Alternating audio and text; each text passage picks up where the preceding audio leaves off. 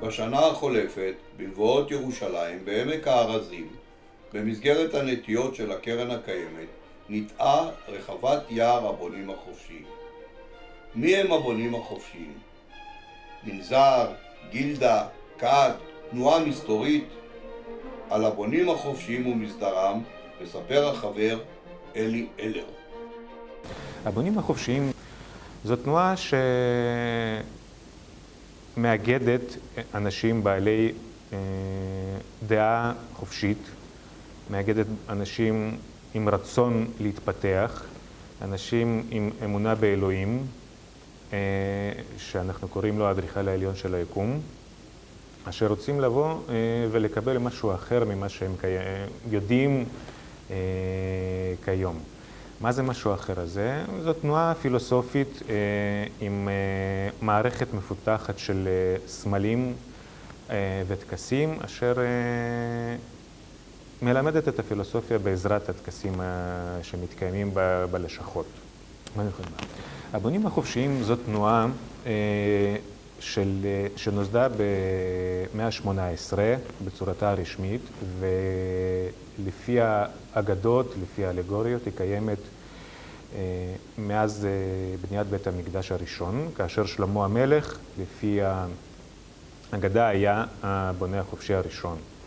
כדי להתקבל לבנייה החופשית, בן אדם צריך להיות חופשי בדעותיו ומאמין באלוהים. בארץ, כמו בכל העולם, התנועה הזאת קיימת שנים רבות. קיימות יותר מ-80 לשכות. בלשכות יש אחים, שאנחנו קוראים להם אחים, שהם מוסלמים, שהם נוצרים, שהם יהודים, כאשר לכולם יש מטרה משותפת להשתפר ולשפר את הסביבה שהם חיים בה. אנחנו מאמינים שבדרך הלימוד שאנחנו מקיימים בתוך הלשכות, שאנחנו מקיימים בעזרת הטקסים שלנו, בעזרת הסמלים והאלגוריות, הבן אדם שרוצה לקבל יותר ולתת יותר, הוא במצבו הטבעי, לפני שהוא נהיה אח במסדר, נפשו היא כמו אבן לא מצוטטת. לאחר שהבן אדם מתקדש למסדר, עובר תהליכים שונים, עובר לימוד, מקבל את הידע שקיים בתיאוריה שלנו, בפילוסופיה שלנו, אנחנו מאמינים שנפשו נהפכת לאבן מסוטטת. כמו שהבנאים הקדמונים, כאשר בנו את בית המקדש, היו מסוטטים את האבנים במערת צדקיהו ומביאים אותם להר הבית על מנת לבנות את בית המקדש, כך אנחנו בתוך תוכנו בונים את המקדש הסמלי, אשר אמור להביא להרמוניה ולשלום, אם אפשר לומר, בין כל האנשים. הבונה החופשי הראשון היה שלמה המלך, כאשר חירם הוא זה שבנה את המקדש, הוא פיתח את מערכת הסמלים והעבודה אשר הייתה נהוגה בבניית בית המקדש. היו בהיסטוריה של הבנייה החופשית מספר מקרים שלבנייה החופשית יוחסו דברים פוליטיים. הדבר המפורסם ביותר זה המהפכה הצרפתית, כאשר רוב המהפכנים, כמו שאומרים, היו בונים חופשיים. האם זה היה המטרה של הבונים החופשיים, או האם הבונים החופשיים היו במקרה אלה המהפכנים, זה נתון לוויכוח ההיסטוריונים, אבל העובדה קיימת. בארצות הברית הייתה השפעה מאוד גדולה, וזה לא סוד של הבנייה החופשית, שהתבטאה בכך הרבה בונים חופשיים היו בשלטון, במיוחד בהקמת המדינה. כמו וושינגטון בעיקר, שפעל רבות מתוך הפילוסופיה המסונית, על מנת לבנות את המדינה, כדי שהיא תהיה חופשית. מה שכן, הבונים החופשיים תמיד היו בעד שוויון, והם בעד שוויון. הסיסמה שלנו היא חופש, שוויון ואחדות.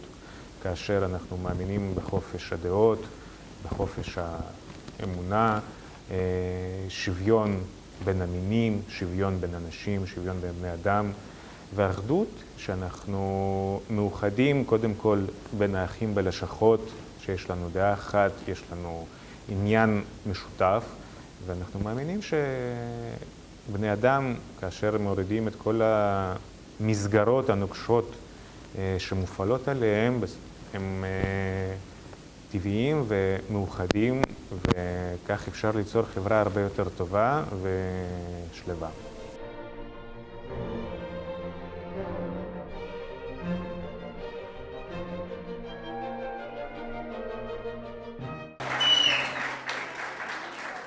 אתה יודע, ים מתתיהו, כשאני חושב על כל אותם אומנים, זמרים, שחקנים, סופרים, שגדלו בירושלים של פעם, זו המנדטורית, זו של ראשית ימי המדינה, בשנות ה-40 וה-50 וה-60. אני נזכר במשפט מאוד בנאלי אמנם, אבל במשפט מתוך שיר של המשורר שאול טשרניחובסקי, שאמר, האדם הוא תבנית נוף מולדתו. ואכן, אותם אומנים הם תבנית נופה של ירושלים באותם שנים. זו הסבלנית, זו הקוסמופוליטית, זו המתונה, זו האנושית האוהבת אדם. למשל, בוא נזכר בכמה שמות כאלה. למשל, ישעיהו גולדשטיין, הלא הוא, מישהו זוכר? יפה, שייקה אופיר, גדל במקור ברוך. כרם אברהם. בכרם אברהם, אוי. אתה רואה? כרם אברהם. נכון, בכרם אברהם, נכון. איך טעית? ישראל גוריון. במחנה יהודה. ישראל גוריון גר במחנה. בני אמדורסקי, חברו לצוות. בני אמדורסקי גר באמת במקור ברוך. הוא במקור ברוך, אכן. יורם גאון. בבית הכרם. כן, נכון. יפה. התחילו במזכרת באוהל משה, אחר כך עברו לבית הכרם. יוסי בנאי, יעקב בנאי, גברי בנאי. הם לא ירושלמים. כן, מחנה יהודה. זאב רווח. מוסררה. יפה, בואו נעבור לסופרים. למשל, עמוס עוז. עמוס עוז בכרם אברהם. יפה. חיים באר. חיים באר בכרם אברהם. גם הוא בכרם. קרוב משפחה שלך, קרוב מאוד. דן בניה סרי. דן בניה סרי בבית ישראל. בית ישראל. אתה יודע, יש עוד הרבה שמות, אני פשוט לא זוכר, זה הגיל, אתה יודע. הנה, אמרו לנו שי עגנון. שי עגנון. בתלפיות. תלפיות. כן. יפה. תכניס אותו לרשימה, תכניס אותו. הכנסנו אותו. התקבל. אבל יש עוד, אני שכחתי, אולי אתה זוכר. תגיד לי, איך שכחת? ז'ק כהן? ז'ק כהן. אתם יודעים, כשאומרים ז'ק כהן, ישר אני חושב על עדל וסמירה. זוכרים את עדל וסמירה? לילית נגר היפה והאצילה שכיכבה שנים ארוכות בטלוויזיה הערבית, אבל לא רבים זוכרים, אולי אתם כן, שהתחילה את דרכה כזמרת. התחילה מתל אביב כזמרת, וזמרת טובה ויפה שהעמידה הרבה מאוד לעיתים ששכחנו, אבל עד היום אנחנו שרים אותם, כמו למשל,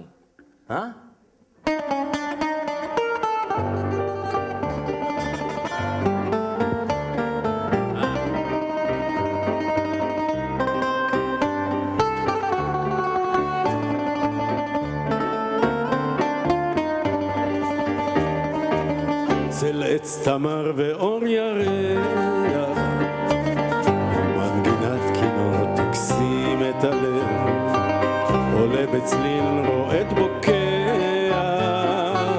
ממיתרים נשפך כאב. נגן כינור נגן שיריך, רב החושך והעצב סביב, מנגינותיך ישכיחו את סבלי. נגן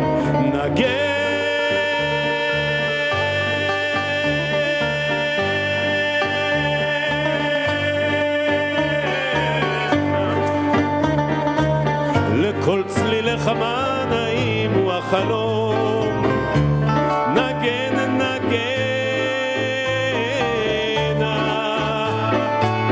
שמע ירח את קולי שם במרום. אוי למה בשפתייך הקסמתני, ליבי כבשת עזבתני, כואב אוהב וסובל. נגן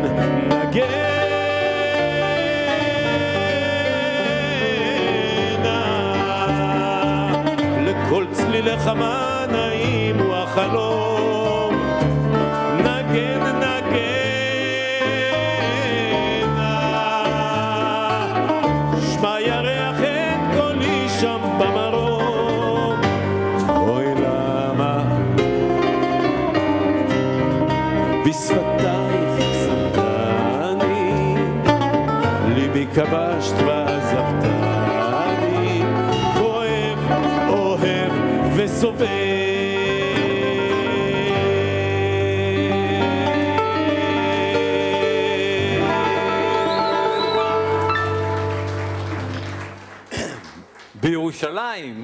בירושלים יודעים תמיד הכי טוב, אבל הכי טוב, מניין באת ולאן אתה הולך. כי ירושלים זה אולי המקום היחיד בעולם שבו אלה שהלכו מקבלים את פני אלה שבאים. בירושלים אולי זה העיר היחידה בעולם שבו המתים מקבלים את פני החיים. נכנסת לירושלים, בואך לשלום, בית קברות. יצאת מירושלים, צאתך לשלום, בית קברות. ואפילו תרצה להזיז מבט ולא להסתכל, קופצים עליך הקברים והמתים ואומרים, הננו כאן, כמו עץ, כמו סלע, כמו באר. אין ספק, הר המנוחות, הקברים ומיטב הם שומרי הסף של ירושלים. נכנסת, בודקים אותך. יצאת, בוחנים אותך. וואלה, עכשיו ימדתי, לא יודע אם שמת לב, לא יודע אם אתם שמים לב, תשימו לב כשאתם יוצאים מירושלים או נכנסים אליה.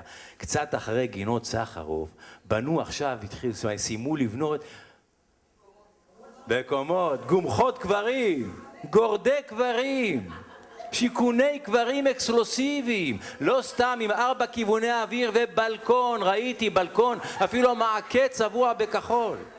יכולה עכשיו רוחו של המת לצאת לשעת ערב, לשבת בכיסא רגל על רגל עם כוס תה ומנטה או איזה כוסית קטנה של רקי או איזה קהווה שחור, לשבת ולנשום אוויר הרים צלול כיין ולשוף על הנוף הירושלמי שמסביב ולהסתכל מטה במבט מזלזל אל עולם ההבל שמתגלגל על 4 בכביש מספר 1 מלמטה. תראה, זה נכון, מה, זה שאני מת, לא מגיע לי לנשום קצת איזה אוויר?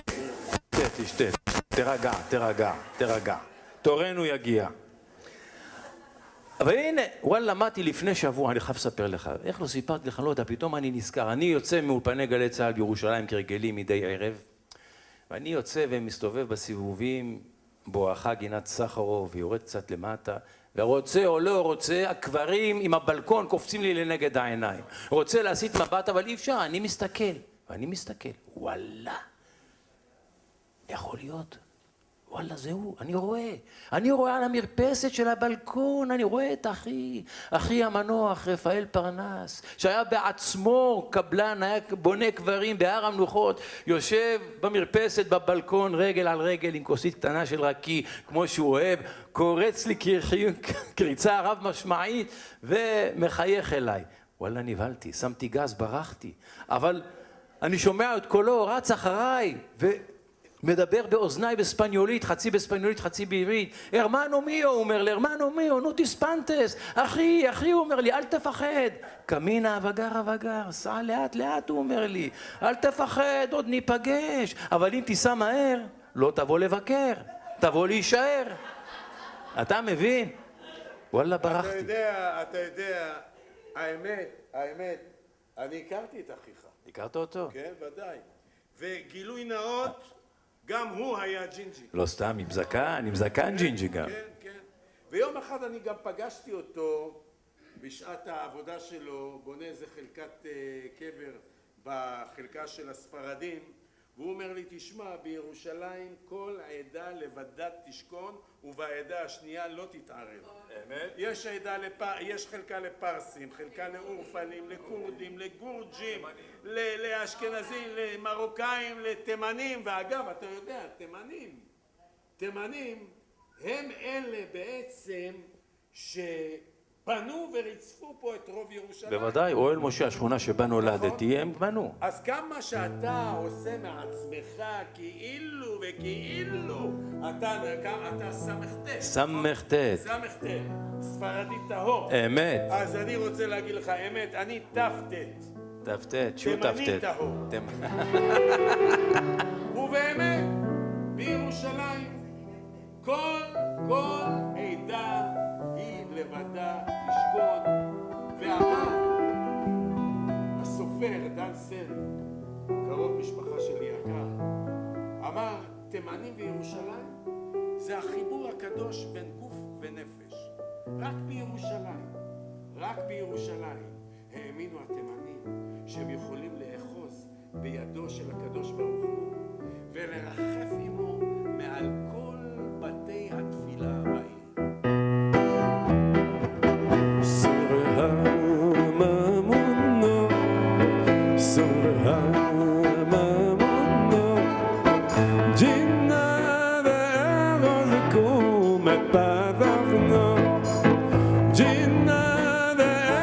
יחזקו מפדחנה לקראת ידידי ומהרו לקראת ידידי ומהרו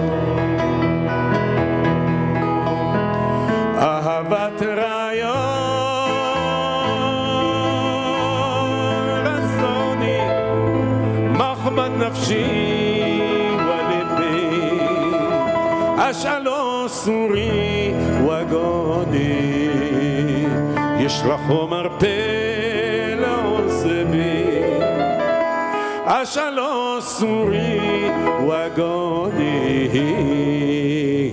ישלחו מרפא לעוזבי הלך דרך מסילה בין שרי והקהילה בין שרי והקהילה הזהירים בתפילה בין שרי והקהילה הזהירים בתפילה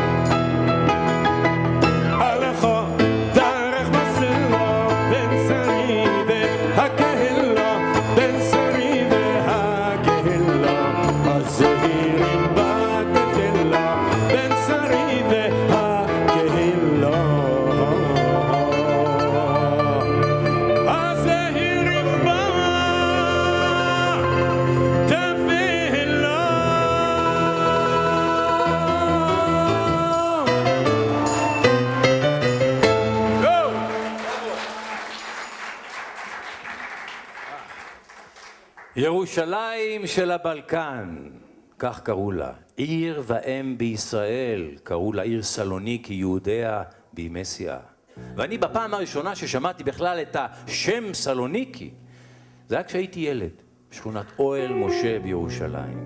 כי פעם בחודש הייתה שולחת אותי אמי אל הספר השכונתי. היית אומר לי, איידה, נהיית חרוש, נהיית יהושע פרוע, לך לאלברטו.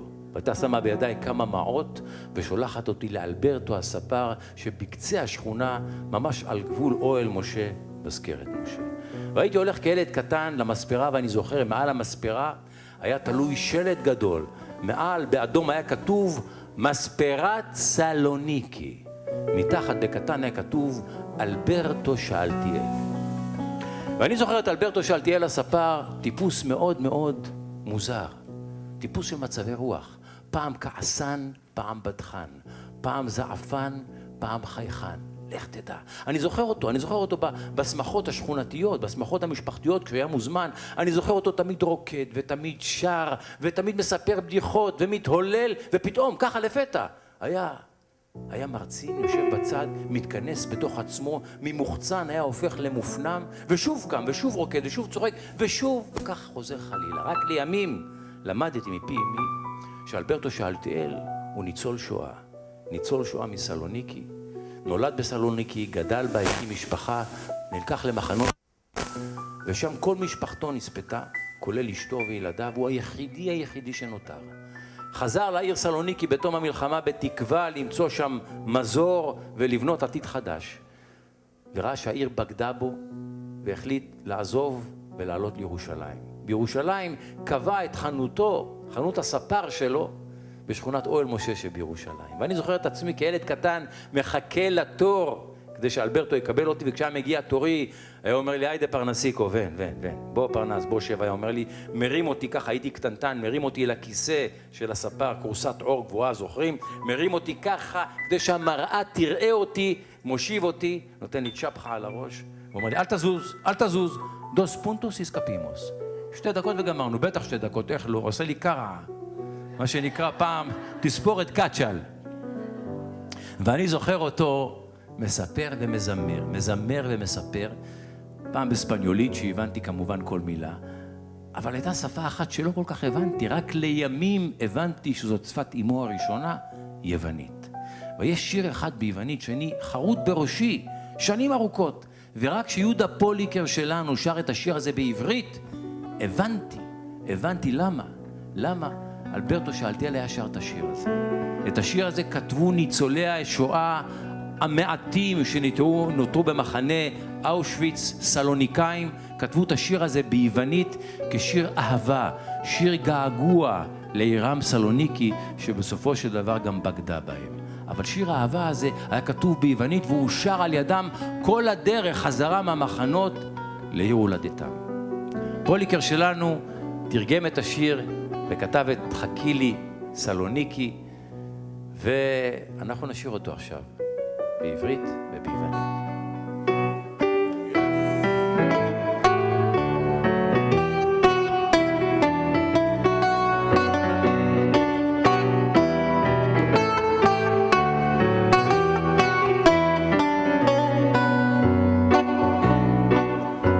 עוד גבול אחד, עוד נצח זמן, חכי לי סלוניקי, רבה הדרך ליוון, חכי לי סלוניקי, שוטט הלב, קפוא הדם, בשלג של גרמניה, כולם עבדו לי שם, בלאגר בפולניה.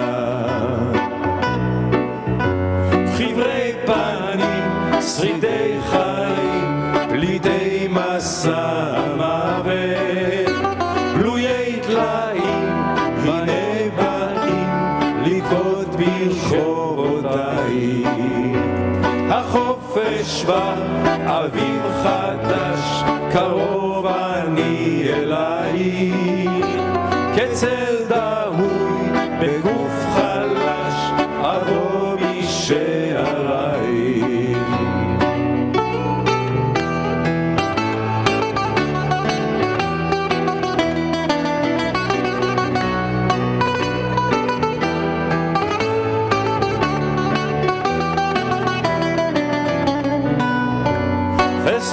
Θεσσαλονίκη μου γλυκιά, πατρίδα δοξασμένη, ως ποτέ να έρθει ο καιρός να ζούμε ενωμένοι. עוד גבול אחד, עוד נצח זמן, חכי לי סלוניקי, רבה הדרך ליוון, חכי לי סלוניקי. עוד גבול אחד, עוד נצח זמן, חכי לי סלוניקי, רבה הדרך ליוון, חכי לי סלוניקי.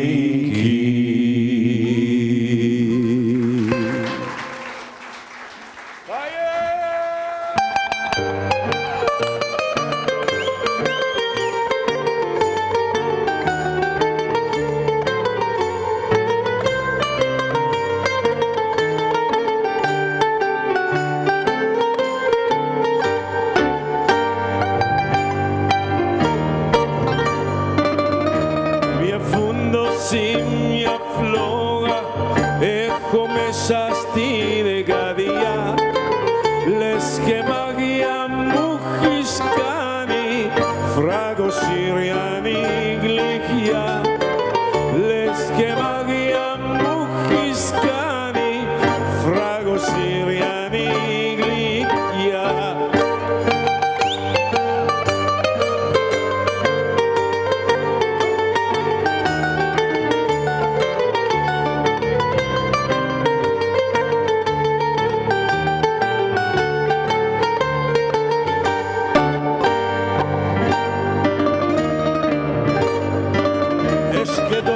שרפה בוערת בתוכי עמוק בלב, איך קישבת אותי ילדונת שאותך אני אוהב, איך קישבת אותי ילדונת שאותך אני אוהב.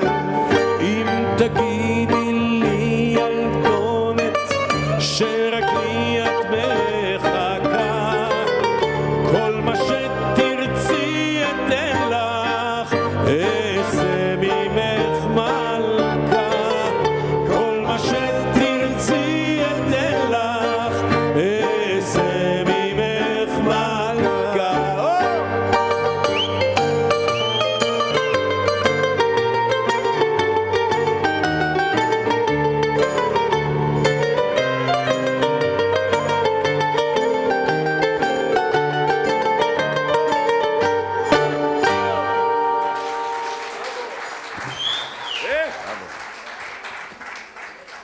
לו הילכת בשכונות היהודים, בסלוניקי העיר, בסוף המאה ה-19, תחילת המאה ה-20, השפה השלטת הייתה ספניולית. לא טורקית, לא יוונית, שפת הרוב הייתה ספניולית.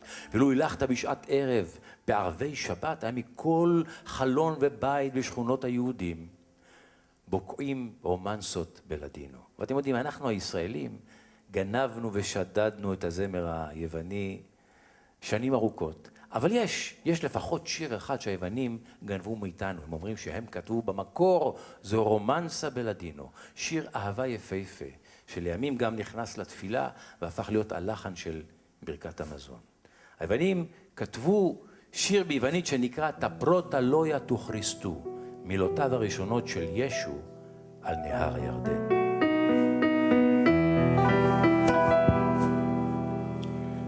T'approta loia tu